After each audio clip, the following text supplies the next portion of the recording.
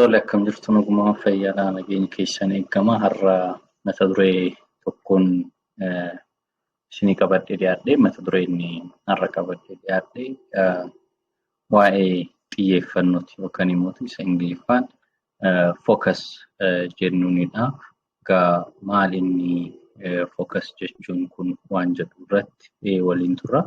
Akkasuma immoo xiyyeeffannoo jireenya keenya keessatti akkamitti nama xiyyeeffannoo taanaa waan jedhan kaasna. Xiyyeeffannoo qabaachuun kun faayidaan isaa maal inni akkasuma immoo yoo xiyyeeffannoo qabaatiin dhiibbaa maaltu nurra gahuu danda'a. Xiyyeeffannoo akkamitti gabbifanna waan jedhan irratti waliin turra jechuudha. Egaa dhimma kana maaliif kaasuun barbaachisee waan jedhu kun sammuu keessanitti dhufuu mala ta'a. Egaa lafa kanarra yoo jiraannu wanta jiraannuuf tokkotu jiraachuu qabaa jechuudha. Kanaaf waan jiraannuuf sanarratti xiyyeeffachuutu nurra jiraataa jechuudha.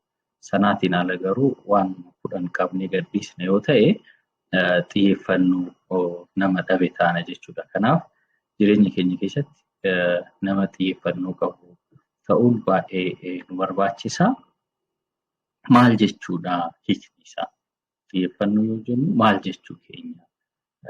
Egaa xiyyeeffannoo yoo jennu maal inni waan hedduu nu marsee jiru keessaa waan tokko keessaa fudhachuu yookaan immoo filachuu jechuudha. Egaa fakkeenyaaf namni tokko jireenya isaa keessatti wanni inni ta'uu barbaadu jira. Hojjetaa mootummaa, daldala keessa seenee immoo qamadii, xaafii yookaan midhaan shaqaxa wanta adda addaa keessa jiraachuu mala jechuudha. Kanneen keessaa garuu waan tokko filatee waan tokko irratti hojii sana hojjechuu santu xiyyeeffannaa yookaan immoo focus jennee kaasna jechuudha. Egaa xiyyeeffannaa qabaachuuf waan nu barbaachisu keessaa tokko mul'ata qabaachuu qabnadha. Egaa mul'ata qabaachuu qabna. Mul'ata yoo qabaanne waan keessa keenya jiru beekna jechuudha. Waan keessa keenya jiru beekna. Kanaaf waan keessa keenya jiru sana beeknee waan sanaan itti fayyadamuuf deemna jechuudha. Kanaaf mul'ata qabaachuun baay'ee barbaachisaadha. Mul'ata keenya sana yoo beekne, waan keessa keenya sana yoo beekne, wanti suni waan irratti xiyyeeffachuu qabnu akka ta'e beekuun barbaachisaa ta'a jechuudha. Egaa maaliif nu barbaachisa? Faayidaan xiyyeeffannoo qabaachuu yookaan immoo isa Ingiliffaan focus jennuun kana qabaachuu maal inni waan jedhu kana waan muraasa kaasna. Inni jalqabaa wanti afaan Oromoo keessa maqsonni jiru. Namni waan lama ari'u tokkoon qabu jedha. Kana jechuun gaa hangam xiyyeeffannoon barbaachisaa akka ta'e hubanna. Namni muka lama qabaataniif muka lama hin koranii jedhama. Kanaaf asirratti gaa wanti jennu maal inni wanti hundinuu waan danda'amu ta'e wayii daangaa akka qabu yeroo tokkotti waan hedduu sochoosuu akka rakkisaa ta'e afaan Oromoo keessaallee hubachuu dandeenya jechuudha. Kanaaf jireenya keenya keessatti xiyyeeffannoo qabaachuu qabna. Yoo xiyyeeffannoo hin qabaatin dhiibbaan adda addaa jireenya keenya keessatti nurra gahuu danda'a. Fakkeenyaaf murteessuuf rakkannadha. Egaa namni xiyyeeffannoo hin qabnu waan irratti xiyyeeffatu hin beekne murteessuuf rakkisa. Kanaaf yeroo tokkotti hojii 4-5 qabatee akka deemu dirqama jechuudha. Yeroo tokkotti hojii 4-5 qabatee akka deemuutiif haalli inni itti dirqamu jira jechuudha. Kanaaf namni jireenya isaa keessatti yoo xiyyeeffannoo hin qabaatiin murteessuuf ni rakkata. Inni biroo namni tokko yoo xiyyeeffannoo hin qabaatiin wantoonni isa jeeqan ni baay'atudha. Fakkeenyaaf namni xiyyeeffannoo hin qabne hiriyyaan isaa baay'eedha, hojiin isaa baay'eedha, miidiyaan isaa baay'eedha. Wanti inni keessa hin seenne hin jiru jechuudha. Wanti inni keessa hin seenne hin jiru, wanni jireenya isaallee jeequ rakkisaadha. Fakkeenyaaf namni tokko asumatti ispoortii jaallata, asumatti siyaasa jaallata, asumatti immoo waa'ee xiinsammuu jaallata, asumatti waa'ee biizinasii. Namni tokko waan garaagaraa keessa yoo seenu wanti akkasii suni maal fida jechuudha? Jireenya keessatti jeequmsa fida jechuudha. Kanaaf xiyyeeffannoo dhabuun jeequmsa jireenya keenyaatiif illee fida. Gama birootiin namni tokko yoo xiyyeeffannoo hin qabaatiin waan ittiin beekamu tokko hin qabaatu jechuudha. Jireenya keenya keessatti wanta ittiin beekamu tokko hin qabaatu. Namni waan ittiin beekamu tokko hin qabaanne immoo ordinary nama baay'ee taraa jennuusa. Namuma bakka jireenyuma jiraateetuma du'u qofa waan ta'e seenaa wayii addunyaa kanaaf gatee hin deemne waanuma jirtu waanuma xiqqaa wayiitiin gatee deemuu fi nama hin yaadatamne ta'a jechuudha. Kanaaf yoo xiyyeeffannoo hin qabaatiin isa sana miskoonaa jechuudha. Gama birootiin yoo xiyyeeffannoo hin qabaatiin stressiitiif yookaan ni cinqamnaa jechuudha. Maaliif yeroo tokkotti waan hedduu keessa seenna jechuudha. Waan hedduu keessa seenna. Kanaaf waan hedduu keessa yoo seennu immoo sammuu keenya biizii ta'a. Kanaaf cinqii keessa seenuu nurratti dhufuu danda'a jechuudha. Kanaaf jireenya keenya keessatti nama cimaa ta'uuf, nama addunyaa kanaaf bu'aa buusee deemu ta'uuf, nama miiliyoonota keessaa mul'atu ta'uutiif dirqama xiyyeeffannoo qabaachuun baay'ee barbaachisaadha jechuudha. Akkamitti xiyyeeffannoo kana guddisnaa?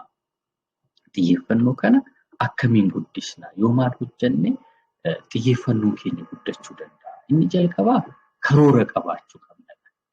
Karoora qabaachuu qabna. Karoorri keenya immoo karoora sammuu keenya keessa jiru odoo hin ta'in kan waraqaa irratti barraa'ee taa'e ta'uu danda'u qaba. Egaa namni karoora qabaa jechuun gara deemu beekaa jechuudha.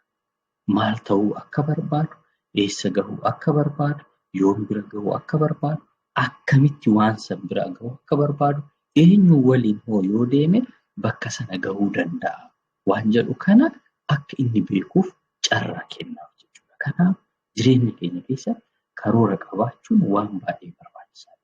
Maal waan jedhamu tokko jira seetu. Namni karoora hin qabne baala galaana irra deemudha. Egaa akkuma beekamu baala wayii galaana irratti yoo darbine baala sana olii gadiif kan oofu maal ta'a jechuudha? Dambalii bishaan sanaa ta'a jechuudha. Kanaaf jireenya keenya keessatti karoora qabaachuun waan baay'ee nu barbaachisudha jechuudha. Namni karoora hin qabaanne toora xiyyeeffannoo isaa hin beeku. Kanaaf kana keessatti jireenya keessan keessatti karoora qabaachuun waan baay'ee barbaachisaadha. Inni lammaffaan seera dhuunfaa keenyaa baafachuudha. Seera dhuunfaa keenyaa baafachuudha. Baafachuu qofa odoo hin ta'in seerota saniin ittiin hoogganamuu qabna. Amma tokko namaa seera ittiin hoogganuu qabna. Akka nama dhuunfaatitti ebaluu kana gochuu qaba, kana gochuu hin qabu wanni jennu jira. Soonawwan qabna waan jedhu kuni gaafidha. Namni hedduun hin qabnu jechuudha. Kanaaf namni soona qabu immoo soonni sun isa hooggana. Fakkeenyaaf soona namni qabaachuu qabu. By the way, soona gara 50 oltu jira. Sana keessaa namni tokko gad xiqqaatu 5 hanga 6 qabaachuu qabaa jedha. Fakkeenyaaf soona keessaa tokko namaatiin of hin dorgomsiisu. Kun amma soona namni qabaachuu qabu keessaa isa tokkodha jechuudha. Nama of dorgomsiisuu qabu. Si jechuun si. Kanaaf erga si jechuun si ta'ee wanti ati namaan itti wal dorgomsiistuuf tokko hin jiraatu. Nama wal dorgomsiisuu qaba jiru kee simatu jiraata waan. Inni biraa consistency. Hojii hojjennu haala wal fakkaatu. Waan jalqabne tokko akka jalqabne ritmii jalqabne saniin deemu nurraa eegama. Then self-discipline. Kana jechuun of hoogganuun wanta gaarii gadhee waan kan adda baafanii waan isa sirrii sana raawwachaa deemu. Then wanta karoorfanne hojiirra oolchu make it happen. Wanta tokko ni karoorfanna waan karoorfanne suni akka inni raawwatamu gochuu.